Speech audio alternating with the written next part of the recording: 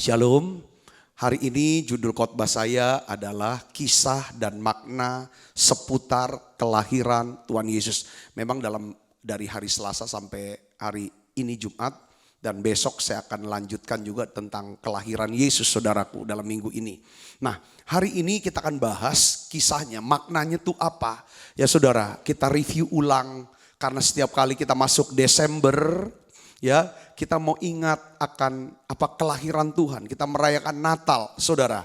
Yang pertama, saudaraku, ada beberapa poin yang saya sampaikan secara singkat saja, saudara. Pertama adalah kelahiran Tuhan Yesus itu cuma dicatat, saudaraku, di dalam Injil Matius dan Lukas. Jadi hanya dua kitab Injil, yaitu Matius dan Lukas, yang mencatat peristiwa kelahiran Tuhan Yesus. Sedangkan dua kitab Injil lainnya yaitu Markus dan Yohanes memulai cerita tentang Tuhan Yesus setelah Yesus sudah dewasa. Saudaraku, itu yang pertama.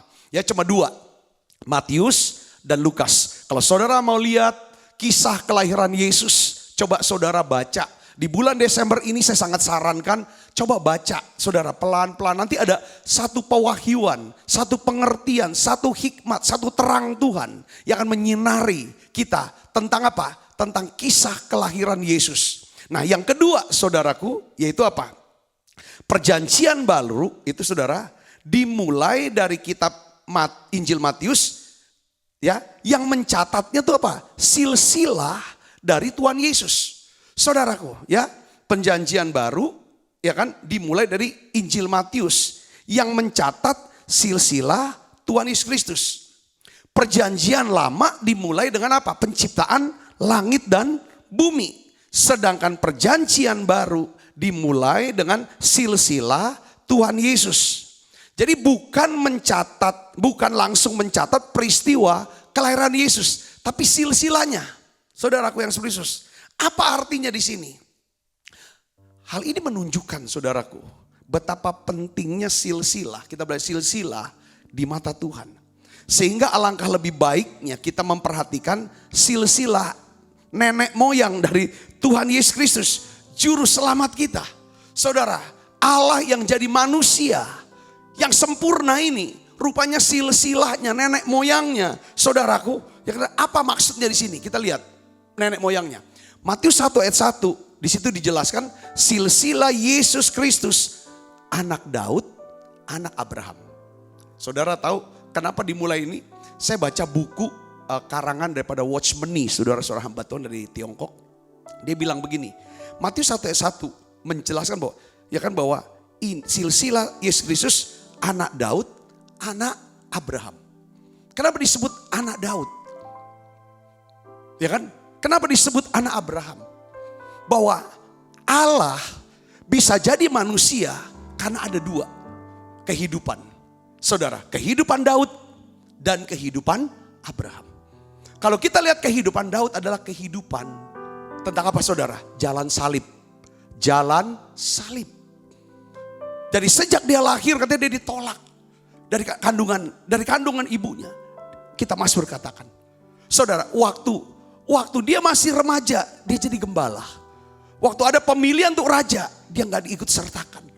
Saudaraku, setelah dia kalahkan Goliat, dia masuk istana. Saudaraku, jadi mantu, punya mertua, Raja Saul. Saudara, yang iri sama dia. Terus ngalahin pengejaran. Sepanjang hidup Daud, itu seperti kayak, penyangkalan diri. Jalan salib, sangkal diri, terus pikul salib. Sampai Daud manusia yang biasa, yang sederhana, itu benar-benar diremukkan sama Tuhan. Sampai akhirnya Tuhan berkata, aku dapati Daud, seorang yang berkenan kepada Tuhan. Kalau kita mau Tuhan hadir dalam hidup kita, kita harus lewati jalan salib, sangkal diri, pikul salib. Yang kedua, Tuhan bisa hadir kalau kita lihat kehidupan Abraham. Abraham dikenal sebagai apa? Bapak orang percaya. Jadi setelah kita mau sangkal diri pikul salib, maka iman kita ini baru bisa bekerja. Nah itu artinya saudara, Matius 1 ayat 1. Nah kita baca dalam Matius 2 sampai Matius 1 ayat 2 sampai 6. itu dicatat tentang 14 keturunan. Ya, dari Abraham sampai Daud. Saudara, ada 14 keturunan. Nanti Matius 1 ayat 6 sampai 11 itu mencatat 14 keturunan. Saudara, ya kan? Dari Daud sampai ke pembuangan di Babel. Nah, Matius 1 ayat 12 sampai 16 itu mencatat 14 keturunan dari pembuangan ke Babel sampai Kristus, saudara. Nah, ayat 17-nya kesimpulan dan ringkasan daripada angka. Coba saudara melihat di sini. Nama-nama tokoh yang disebut di dalam silsilah Yesus Kristus adalah manusia biasa seperti kita. Mereka bukan manusia sempurna, mereka bukan manusia yang super. Tapi kita melihat di sini Allah mau pakai mereka semuanya. Saudara yang percaya katakan amin. Ternyata Tuhan mau memakai orang biasa untuk menyelesaikan rencananya yang luar biasa. Untuk menyelamatkan manusia dari dosa. Kalau kita cek tokoh prianya saudaraku, kita lihat satu-satu. Abraham 2 kali berbohong. Mengatakan istrinya adalah saudaranya. Untuk menghindari apa? Mati dibunuh. Kita lihat lagi Daud, saudara. Membunuh Uria dengan siasat untuk mendapatkan Batsheba. Ini orang gak sempurna semua. Orang biasa. Saudaraku. Terus lagi Yakub menipu Ishak ayahnya untuk mendapatkan hak kesulungan dari Esau. Lalu raja-raja keturunan Daud. Ya kan ada yang nyembah berhala. Namun demikian mereka tetap tercantum di dalam silsilah nenek moyang daripada Yesus. Kenapa? Tuhan pilih mereka. Tuhan pilih mereka. Tuhan bentuk dan proses mereka di dalam kesempurnaan. Sehingga kemuliaan Allah bisa dinyatakan lewat mereka. Katakan amin saudara. Kalau kita lihat lagi tokoh yang wanita. Di situ ada nama siapa? Tamar. Saudara tahu nama Tamar? Menantu yang menyamar jadi pelacur. Lalu tidur dengan bapak mertuanya Yehuda. Lalu lahir anak namanya siapa? Peres. Ini bukan orang baik-baik ya saudaraku. Ya kan? Yang kedua kita lihat Rahab. Seorang pelacur di kota Yeriko. Saudaraku. Ya kita melihat di sini ya kita rupanya saudaraku. Ya kan dinikahi oleh Salmon. Saudaraku menikahi daripada Rahab ini. Anaknya siapa namanya? Boas. Lalu ada nama wanita yang namanya Ruth. Dia orang Moab, penyembah berhala, saudara, bukan orang Israel. Saya melihat begini ya. Kisah, kenapa kau ditulis silsilah ini? Tuhan mau ngomong. Tuhan mau cari orang yang siap dan mau dibentuk. Yang mau dipilih. Dia gak cari orang sempurna. Tapi dia mau orang yang bersedia untuk mengasihi dia. Mau hidup sesuai dengan rencana dia. Yang percaya katakan amin. Jadi Tuhan datang untuk orang apa? Berdosa di sini.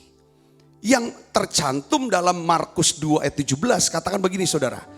Yesus mendengarnya dan berkata kepada mereka. Baca sama-sama yuk. 1, 2, 3. Bukan orang sehat yang memerlukan tabib. Tetapi orang sakit. Aku datang bukan untuk memanggil orang benar. Melainkan orang berdosa. Katakan amin saudara. Nah seorang rasul besar. Di masa tuanya saudaraku. Saya berpikir ini orang saudaraku. Sebenarnya udah bertobat. Sudah diubahkan. Tapi dia masih melihat diri dia sebagai apa? Orang yang paling berdosa.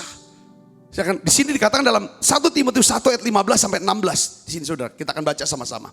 1, 2, 3. Perkataan ini benar dan patut diterima sepenuhnya. Kristus datang ke dunia untuk apa saudara? Menyelamatkan orang berdosa. Jadi kalau perjanjian baru itu bicara silsilah daripada orang-orang yang gak beres. Kaum sinis bilang ini kaum munafik mungkin. Saudaraku yang serius. Tetapi Tuhan pilih mereka. Lalu Tuhan bentuk dan proses mereka. Dan Tuhan cantumkan nama mereka di Alkitab. Ini hal yang luar biasa saudaraku Yesus. Juga yang namanya Paulus dulu adalah Saulus orang penganiaya. Pembunuh saudaraku. Dia tulis perkataan ini benar dan patut diterima sepenuhnya. Kristus Yesus datang ke dunia untuk menyelamatkan orang berdosa. Dan di antara mereka, akulah yang paling apa? Berdosa. Ini di masa tua, dia sadar. Saudara, kalau orang udah level seperti ini, bisa ngomong seperti ini, aku orang yang paling merasa berdosa. Saya yakin Paulus tidak mungkin bisa lagi untuk menghakimi orang yang berdosa. Tapi dia bisa bersyafaat untuk orang yang berdosa. Supaya orang itu bisa diselamatkan, diubahkan, dan mendapat kasih karunia Tuhan. Katakan amin saudara. Kalau kita udah merasa diri kita paling berdosa di antara orang berdosa, kita ini udah paling rendah di antara yang lain. Nah ini saudaraku yang Kristus, ini luar biasa. Ini orang yang sudah ketemu Tuhan, ngalami kemuliaan Allah. Saudara, tetapi justru karena itu aku dikasihi, agar dalam diriku ini sebagai orang yang paling berdosa, Yesus Kristus menunjukkan seluruh kesabarannya. Dengan demikian aku menjadi contoh bagi mereka yang kemudian percaya kepadanya dan mendapat hidup yang kekal. Jadi kalau dia merasa paling berdosa, dia jadi membutuhkan banyak kesabaran Tuhan buat dia. Tuhan Yesus telah menunjukkan kesabaran sama dia. Lalu dia juga menunjukkan kesabaran kepada banyak orang. Saudaraku, yang melanggar, yang berdosa, yang bersalah. Sehingga mereka merasa dikasihi, lalu mereka juga diselamatkan. Katakan amin saudara. Jadi yang kedua bicara tentang silsilah. Silsilahnya bukan orang-orang benar. Bukan orang yang sempurna. Saudaraku. Nah Tuhan sendiri yang berkata bahwa Yesus datang bukan untuk orang yang benar, tapi orang berdosa. Yang ketiga saudaraku, ini tentang orang Majus. Ya, di kelahiran Yesus tentang orang Majus. Orang Majus datang, saudara, kita lihat ada kisahnya adalah memberikan penyembahan dan persembahan kepada Yesus Kristus. Saudara, karena orang Majus ini tahu Yesus ini adalah raja. Ya kan? Raja agung, raja besar, di mana Tuhan berbicara kepada mereka lewat bintang. Lewat bintang mereka. Dia tahu ini ada raja yang akan lahir. Dan bintang itu yang menuntun dia. Sampai akhirnya dia berjumpa dengan raja itu. Setiap orang yang berjumpa dengan raja selalu membawa apa? Penyembahan dan persembahan. Yang kita kenal upeti kalau zaman dulu. Maka dia bawa itu saudara Kristus. Nah kita akan baca Alkitabnya. Saudara, Matius 2 ayat 10 sampai 11. 1, 2, 3. Ketika mereka melihat bintang itu, sangat bersukacitalah mereka. Maka masuklah mereka ke dalam rumah itu dan melihat anak itu bersama Maria ibunya. Lalu sujud menyembah dia. Mereka pun membuka tempat harta bendanya dan mempersembahkan persembahan kepadanya. Yaitu apa? Emas, kemenyan, dan mur.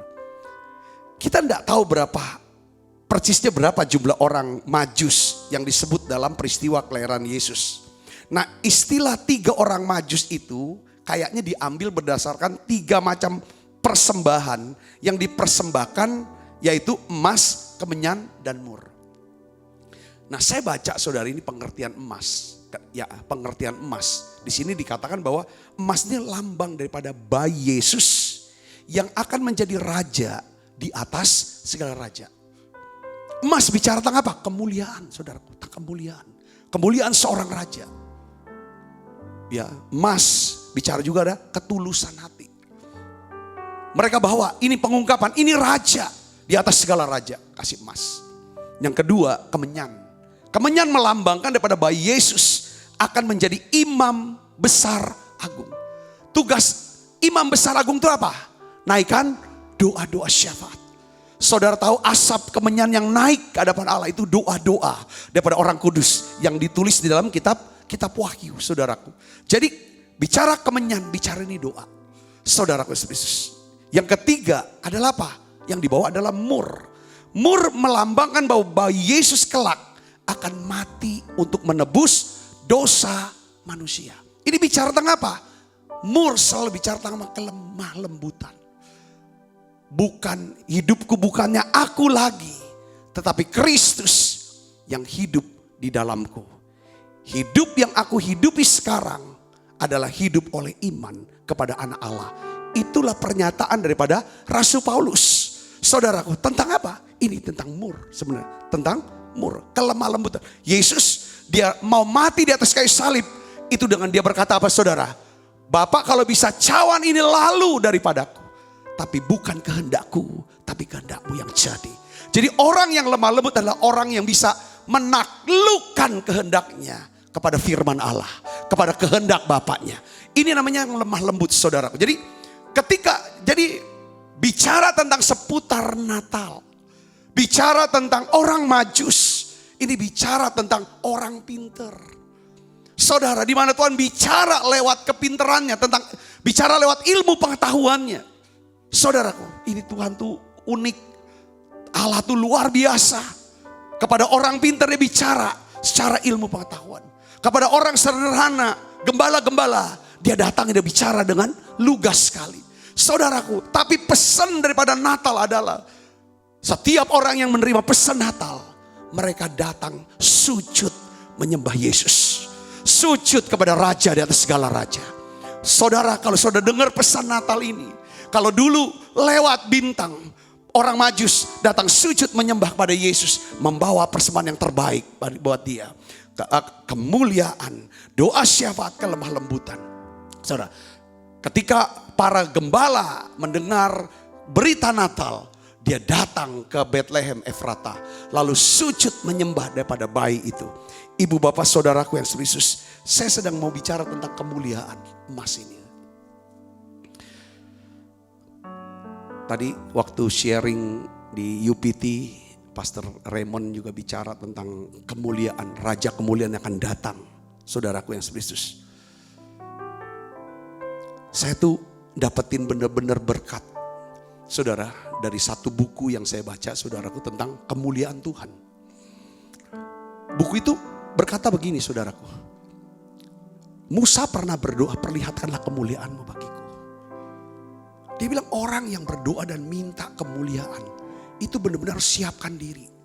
Karena setiap orang yang ketemu kemuliaan, saudara tahu gak? Pertama-tama dia bisa lihat. Lalu akhirnya dia punya perasaan muak sama dirinya sendiri. Dia tulis itu. Lalu dia sadar bahwa betapa najisnya, betapa nistanya diriku ini. Lalu wajah yang cerah berubah jadi pucat pasi. Lalu akhirnya jatuh tersungkur. Itu setiap orang yang ketemu depan kemuliaan Allah. Orang yang ketemu kemuliaan Allah itu ibarat salju yang putih bersih. Di atas salju yang putih bersih, maka kain spray yang paling bersih sekalipun akan kelihatan apa? Kotor. Di hadapan Allah yang tidak bercacat dan kudus, segala sesuatu dari bumi ini kelihatannya apa? Bernoda dan najis. Alkitab catat terus saudara. Saudara sudah tahu ya tentang imam besar Yosua yang dicatat di kitab Zakaria. Saudara, imam besar yang kudus nampaknya. Dia ya kan saudara pakai jubah. Imam besar. Tapi di mata atau ketika dia mengalami kemuliaan Allah. Apa yang terjadi? Tuhan lihat dia mengenakan pakaian yang kotor. Tidak memenuhi syarat untuk jabatannya. Lihat Yesaya ya saudaraku. Dari pasal pertama sampai pasal yang ke-6. Saudara, dia bicara seperti dia tuh memang dia tegur, dia tengking. Dia bicara tentang seperti orang yang benar. Saudaraku, ketika dia ketemu Tuhan, dia bilang aku orang yang najis bibir. Ayub, apa kurangnya dari Ayub? Allah sendiri yang memuji Ayub. Dia orang yang saleh, takut Tuhan, yang setia sama Tuhan. Tapi apa yang terjadi ketika dia ketemu kemuliaan Allah, itu rebah sampai tanah. Saudara, setiap orang yang ketemu kemuliaan Allah, ibu bapak, saudaraku yang Kristus, maka segala sesuatunya dalam diri dia itu runtuh. Termasuk kebenaran terhadap diri sendiri. Bukan tujuan Tuhan untuk merendahkan setiap kita. Bukan tujuan Tuhan untuk merendahkan manusia. Saya manusia tuh seperti kayak udah jadi debu aja. Mungkin saudara sekarang ngalami seperti, kok aku seperti kayak debu ya, dicampakkan. Aku begitu rendahnya direndah-rendahkan. Mungkin saudara mengalami yang namanya fitnah yang kuat. Tuduhan-tuduhan. Saudaraku, mungkin saudara mengalami kegagalan dan jatuh. Saudara sadar ini salah, jatuh. Saudara jadi malu dengan diri kadang. Saudara mungkin gagal dalam hal keuangan dan tidak bisa bayar semua kewajiban saudara.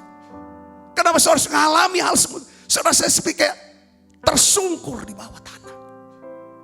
Mungkin saudara pernah dengar baik saudaraku. Sebelum Tuhan mempercayakan sebuah berkat yang mendalam, pelayanan rohani yang penting, saudaraku, biasanya Tuhan akan meruntuhkan keakuan kita. Keakuan kita. Yang kita gak sadari. Makanya tadi kita tahu bahwa orang Yahudi sekarang sedang merayakan hari Hanukkah. Ya saudara, ya mereka pasang daripada lilin-lilin terang. Kita tahu bahwa ketika kemuliaan Allah menerangi hati kita. Wah, kita benar. Aku ini bukan siapa-siapa. Ini udah bicaranya pribadi, saudaraku. Ini bicara pribadi. Hari ini saudara, seperti orang Majus. Orang Majus ini orang, katanya orangnya kaya. Punya pangkat. Mungkin raja. Orang cerdas. Semua hal-hal yang dunia impikan, orang Majus ini miliki. Tapi ketika dia ketemu kemuliaan Allah, hanya sebuah bayi saudara, hanya bayi. Dia tahu ini raja. Seringkali kemuliaan Allah yang kita minta bisa kadang-kadang berupa apa saudara? Keberhasilan kita. Kita ketemu, aduh sadar, ini bukan aku nih, ini Tuhan. Ketika kegagalan kita mulai sadar, iya sebenarnya aku nih gak lebih baik. Kok aku jadi kayak gini keadaan aku? Hidup aku jadi gini. Aku tahu ini gak benar, gak boleh. Tapi kenapa kok bisa terjadi ini? Kepleset. Saudaraku Yesus, disitulah Tuhan, kasih karunia Tuhan. Sepanjang saudara tidak merencanakan, sebenarnya hati melekat dengan Tuhan, dia akan luputkan kita. Dia akan bentengi kita. Kalau kita berseru pada dia akan menjawab kita. Yang percaya katakan amin saudaraku. Yang keempat, saudaraku yang keempat, ini yang terakhir. Saudaraku, kisah seputar Natal ada apa? Ada apa? Ada ratapan tangis kesedihan. Ada ratapan tangis kesedihan. Matius 2 ayat 16 katakan begini. Ketika Herodes tahu bahwa ia telah diperdaya oleh orang-orang Majus itu, ia sangat marah. Lalu ia menyuruh membunuh semua anak di Bethlehem dan sekitarnya, yaitu anak-anak yang berumur 2 tahun ke bawah, sesuai dengan waktu yang dapat diketahuinya dari orang-orang Majus. Kalau kita baca saudara ayat yang ke-17 di sini saudara, Matius 2:17, dengan demikian genaplah firman yang disampaikan oleh Nabi Yeremia. Nah ayat 18-nya, Matius 2 ayat 18, terdengarlah suara di Rama, tangis dan ratap yang amat sedih. Rahel menangisi anak-anaknya dan ia tidak mau dihibur sebab mereka tidak ada lagi. Ibu bapak saudaraku yang kasih, rupanya pada waktu Natal pertama, kemarin kita bahas tentang Natal pertama itu bukan Natal yang penuh dengan sukacita, penuh kegembiraan. Tetapi rupanya para tokoh-tokohnya nangis. Bukan cuma tokoh, ya kan? Kita tahu bahwa Maria, saudara, ya kan, terkejut mendengar berita. Saudara, bahwa dia akan hamil. Ini satu aib. Ini akan menjadi malu buat dia. Tapi dia menyerahkan, saudara, kekhawatirannya ini kepada Tuhan. Dan Tuhan bekerja. Ya kan saudara, berbicara kepada siapa? Tunangannya. Yusuf diperintah untuk terima Maria sebagai istri. Jangan ceraikan dia. Karena yang dikandung adalah, ya kan, anak Allah. Ibu bapak saudara, dan Yusuf saudara taati itu. Sebenarnya dua-dua mengalami kesedihan, kesusahan. Ibu bapak saudara, kita tahu juga para gembala-gembala itu malaikat. So, mereka ketakutan, saudaraku. Menghadapi apa? Lihat yang namanya malaikat, ibu bapak. Dan rupanya saudara, orang-orang yang di Bethlehem dan sekitarnya yang punya anak di bawah umur 2 tahun, mereka semuanya ngalamin dibunuh dan terjadi ratapan tangis. saudara di Bethlehem. Ini merupakan peristiwa yang menyedihkan. Masa Natal pertama sedih. Kenapa? Raja Herodes dalam kegilaan dan kecemburuannya terhadap raja yang baru lahir, memberi perintah untuk membunuh semua anak-anak bayi berusia 2 tahun ke bawah di Bethlehem dan sekitarnya. Ada duka cita mendalam dalam masa Natal yang pertama, di mana semua orang tua, ya kan, keluarga menangisi anak-anak bayi yang dicintainya. Peristiwa ini bicara tentang apa, saudaraku? Peristiwa ini bicara tentang Tuhan Yesus datang ke dunia. Saudara, untuk siapa? Untuk orang-orang yang berduka cita. Mungkin saat ini saudara berduka cita, sedih. Saudara kehilangan orang yang saudara kasihi. Saudara mengalami ketidakadilan. Saudara mengalami duka cita. Duka cita, luka di hati. Saya kasih tahu saudaraku, yang bisa sembuhkan itu adalah Tuhan Yesus. Tuhan Yesus berkata, ya kan, mari kepadaku kamu yang letih lesu dan beban berat, aku akan berikan kelegaan bagimu. Tuhan akan pulihkan, Tuhan akan sembuhkan, Tuhan berikan kekuatan dan penghiburan. Tuhan ngerti setiap tangisan dan air mata kita. Ibu bapak saudaraku yang Yesus, besok saya akan bagikan tentang nama yang ajaib ini. Kenapa Yesus disebut namanya ajaib? Kita mulai daripada kelahiran ajaib, saudara, sampai kepada kematian ajaib. Kita bahas ini, saudaraku. Saya berdoa biar saudara semuanya diberkati lewat pesan daripada Menara Doa hari ini.